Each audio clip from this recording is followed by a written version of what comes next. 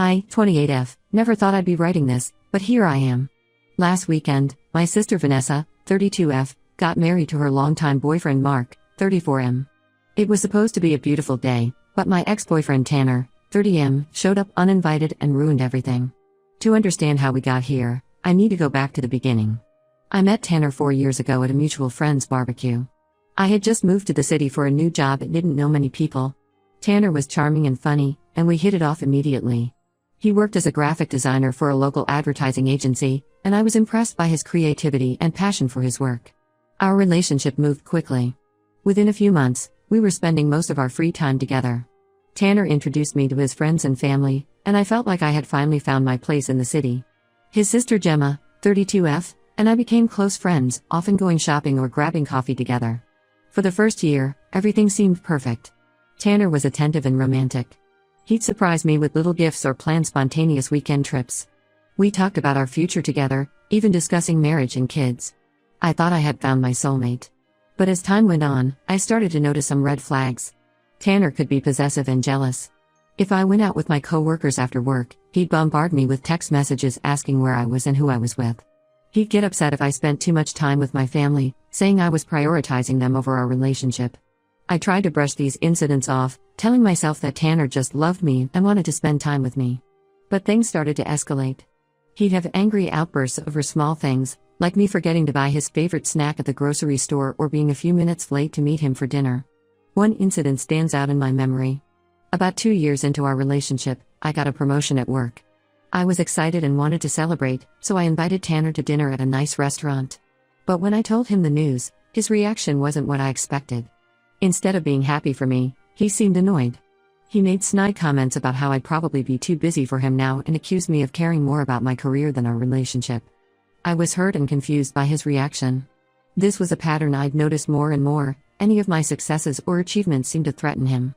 It was as if he couldn't be happy for me unless he was doing better than me. Despite these issues, I stayed with Tanner. I loved him, and I kept hoping that things would get better. I made excuses for his behavior, both to myself and to others. When my sister Vanessa expressed concern about how Tanner treated me, I defended him, saying she just didn't understand our relationship. Things came to a head about 8 months ago. We were at a friend's birthday party, and Tanner saw me talking to a male coworker who had also been invited. Even though it was a completely innocent conversation, Tanner completely lost it. He stormed over, grabbed my arm, and started yelling at me in front of everyone, accusing me of flirting and cheating on him. I was mortified and embarrassed. Our friends tried to calm Tanner down, but he was out of control. He knocked over a table, spilling drinks everywhere, and nearly got into a physical fight with my coworker. The party host ended up calling the police, and Tanner was escorted out. That was the final straw for me. The next day, when Tanner came over to apologize, I told him it was over. I couldn't take the jealousy, the anger, and the controlling behavior anymore. He begged me to reconsider, promising he would change, but I stood my ground. I told him I never wanted to see him again. For the first few months after our breakup, Tanner wouldn't leave me alone. He'd show up at my apartment unannounced, sometimes in the middle of the night. He'd call and text constantly, alternating between apologies and angry accusations. He even tried to contact my friends and family to get to me. It got so bad that I had to change my number and move to a new apartment just to get some peace. During this time, I leaned heavily on my sister Vanessa for support. She let me stay with her and Mark for a few weeks while I looked for a new place. She was there for me when I cried, when I doubted my decision, and when I was scared of Tanner's behavior. Vanessa and Mark's support was invaluable, and it brought us closer than ever. Things had been quiet for the past few months, and I thought I was finally free of Tanner. I was wrong. The day of Vanessa's wedding arrived, and everything was going perfectly. The ceremony was beautiful, Vanessa looked stunning in her dress, and Mark couldn't take his eyes off her. At the reception, I was chatting with some of Vanessa's friends, feeling happy and relaxed for the first time in months. That's when I heard a commotion near the entrance. I turned around and there he was, Tanner, stumbling into the reception hall, clearly drunk. My heart started racing. How did he even know about the wedding? How did he find out where it was? Before I could process what was happening, Tanner spotted me and started making his way over, knocking into tables and guests as he went. I froze, not knowing what to do. Vanessa's husband Mark and some of his groomsmen quickly intervened, trying to escort Tanner out. But Tanner wasn't having it. He started yelling, saying he needed to talk to me, that he still loved me, and that I was making a huge mistake by leaving him. The entire reception came to a standstill. Everyone was staring, and I could feel the panic rising in my chest. Vanessa looked horrified, and I could see tears welling up in her eyes. This was supposed to be her special day, and Tanner was ruining it. It took 4 guys to finally drag Tanner out of the reception hall. He was kicking and screaming the whole way, causing a huge scene. Once he was gone, an uncomfortable silence fell over the room. Vanessa's new mother-in-law tried to lighten the mood by asking the band to start playing again, but the damage was done. The joyful atmosphere of the wedding had been shattered. I was a mess for the rest of the night. I kept apologizing to Vanessa and Mark, feeling guilty that my ex had ruined their wedding. They were understanding, but I could tell they were upset. Some of the older relatives were whispering and giving me disapproving looks, as if it was somehow my fault that Tanner had shown up. After the reception, I went back to my apartment, feeling drained and humiliated. I thought I had moved on from Tanner, but his appearance at the wedding brought back all the painful memories of our relationship. I couldn't sleep that night, replaying the events in my head and wondering how things had gone so wrong. The next morning, I woke up to a flood of messages from Tanner. He was apologizing for his behavior, saying he didn't mean to cause a scene, and begging me to give him another chance. I didn't respond to any of them. I thought I had made it clear that I wanted nothing to do with him, but apparently, he still hadn't gotten the message. Now, I'm at a loss for what to do. I'm worried that Tanner might try to contact me again or show up at my workplace. I'm also dealing with the fallout from the wedding incident. Some of my family members think I should get a restraining order, while others are suggesting I talk to Tanner and hear him out. I don't know what the right course of action is. Part of me wants to just ignore everything and hope it all blows over, but another part of me is scared that Tanner might escalate things if I don't address the situation. I'm also worried about the strain this has put on my relationship with Vanessa and her new husband. They say they don't blame me, but I can't help feeling responsible for ruining their special day. Has anyone been in a similar situation? How did you handle it? I could really use some advice on how to move forward from this mess. Update 1: It's been about a month since my last post, and a lot has happened. I want to thank everyone who commented and offered advice. Your support really helped me during this difficult time. After much consideration and discussion with my family, I decided to take legal action against Tanner. The process was more complicated than I expected, but I'm glad I went through with it. First, I had to gather all the evidence of Tanner's harassment. This meant going through months of text messages, voicemails, and emails. It was emotionally draining to relive all of that, but it also reinforced my decision to get a restraining order. I had forgotten just how persistent and manipulative Tanner had been. I also reached out to friends and family who had witnessed Tanner's behavior, asking them to provide statements.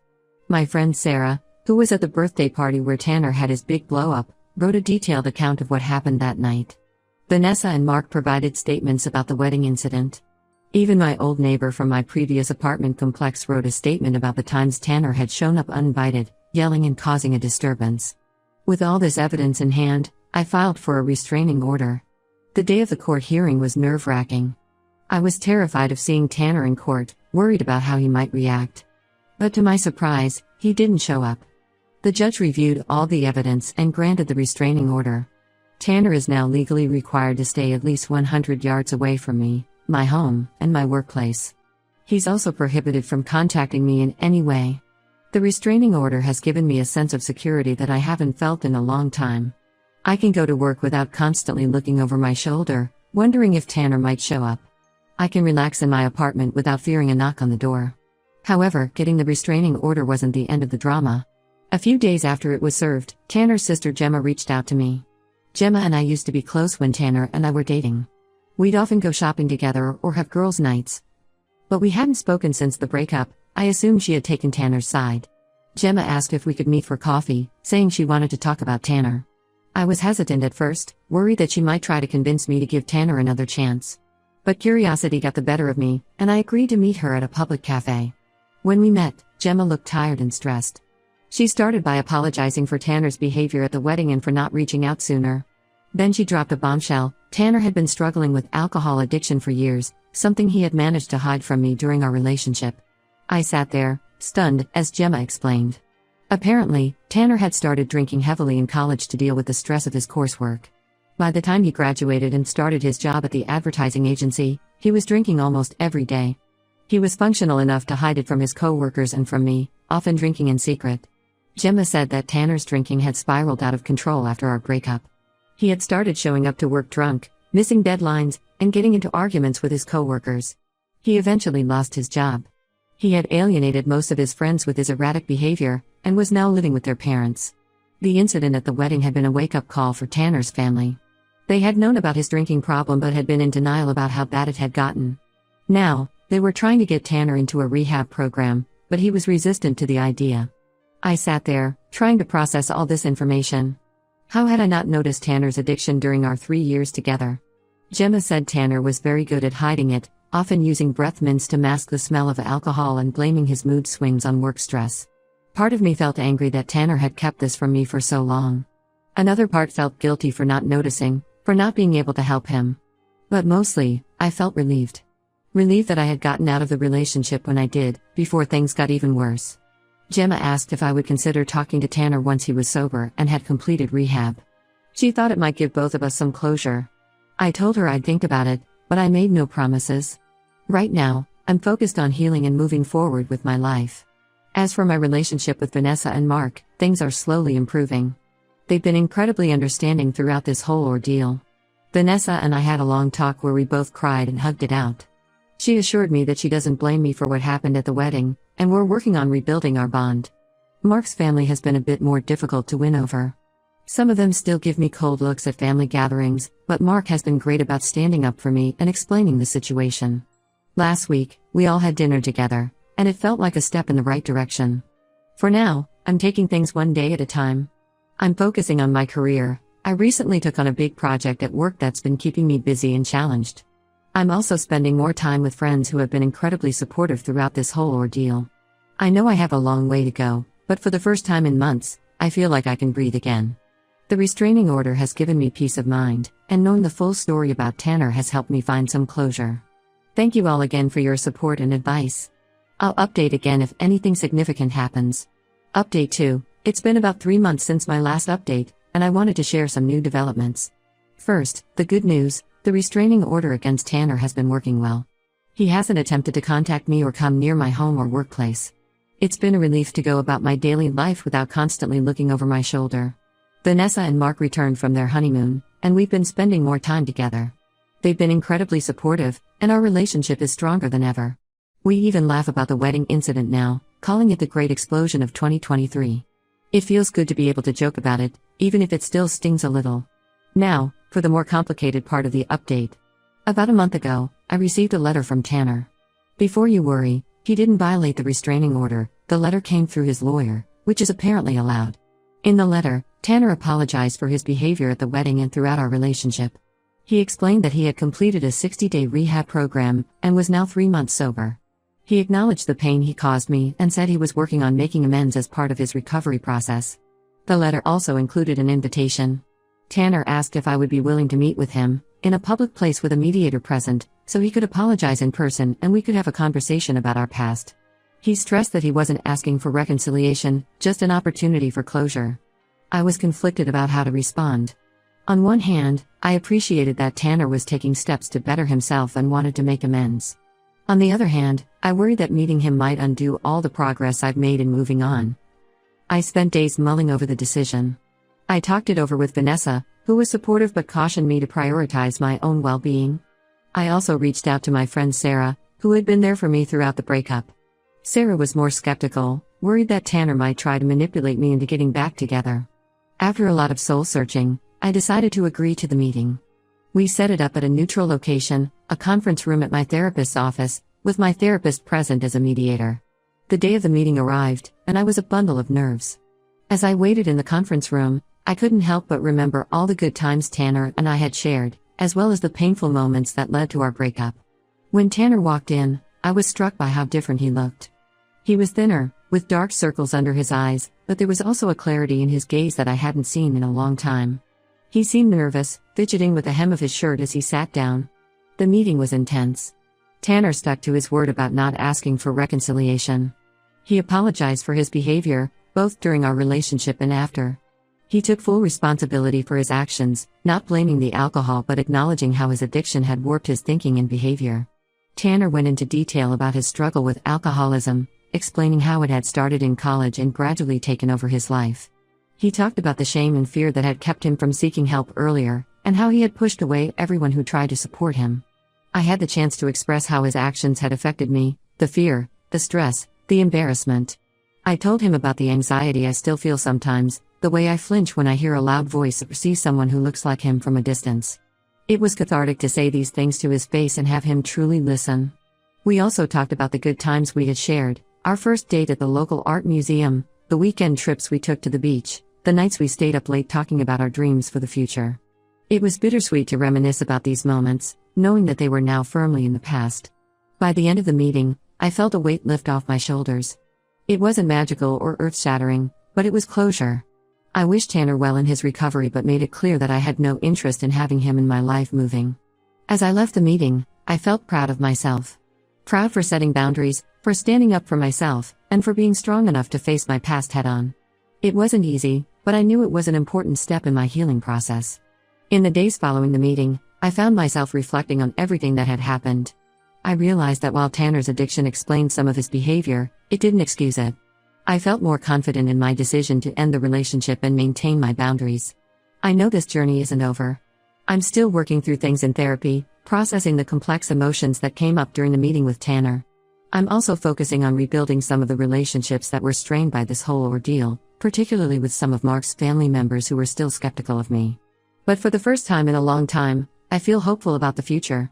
I'm throwing myself into my work and hobbies, rediscovering parts of myself that I had neglected during my relationship with Tanner. I've even started taking a photography class, something I've always wanted to do but never had the courage to try before. Thank you all for your continued support. Your comments and messages have been a source of strength throughout this process. I'll update again if there are any significant developments. Update 3. It's been 6 months since my last update, and I wanted to share some final thoughts on this chapter of my life. The meeting with Tanner turned out to be a turning point for me. After facing my fears and standing my ground, I felt a renewed sense of confidence and self-worth. I've continued to focus on personal growth, both in my career and my personal life. At work, I've taken on more responsibilities and even mentored a new employee. My boss has noticed my increased confidence and dedication, and there's talk of a potential promotion in the near future. It feels good to be recognized for my hard work and to know that I'm valued in my professional life. My photography hobby has blossomed into a real passion. I've been taking more advanced classes and even had a few of my photos displayed in a local cafe's art show. It's been incredibly fulfilling to express myself creatively and to see others appreciate my work. Vanessa and Mark are doing great. They recently announced that they're expecting their first child, and I'm thrilled to become an aunt. We've been spending a lot of time together, planning the nursery and discussing baby names. The wedding incident is now just a crazy story we tell at family gatherings, usually accompanied by eye rolls and laughter. As for Tanner, I haven't heard from him directly since our mediated meeting, which is exactly what I wanted. I did run into his sister Gemma at a local coffee shop a few weeks ago. We had a brief, cordial conversation. She told me that Tanner is still sober and has been making positive changes in his life. He's found a new job and is attending regular AA meetings. While I'm glad to hear he's doing better, I'm also relieved that our paths no longer cross. The restraining order expired last month, and I chose not to renew it. Tanner has respected my boundaries since our meeting, and I no longer feel the constant fear and anxiety that plagued me before. It's liberating to walk down the street without constantly looking over my shoulder. My relationships with Mark's family have improved significantly. At a recent family barbecue, his mother pulled me aside to apologize for her initial coldness towards me. She admitted that she had misjudged the situation and me. It was a touching moment, and I feel like I've truly been accepted into their family now. Looking back on this whole experience, I've learned a lot about myself. I've discovered an inner strength I didn't know I had. I've learned the importance of setting and maintaining healthy boundaries. And most importantly, I've learned that it's okay to prioritize my own well-being and happiness. I've also started dating again, cautiously. I met a nice guy named Alex, 31M, at my photography class. We've been on a few dates, and while it's too early to say where it might lead, it feels good to be open to the possibility of a new relationship. I'm taking things slow, making sure to communicate openly and maintain my boundaries. To anyone who might be going through a similar situation, I want you to know that it just gets better. It's not easy, and it doesn't happen overnight, but with time, support, and a lot of self-reflection, you can come out stronger on the other side. Thank you all for being part of this journey with me. Your support and advice have been invaluable.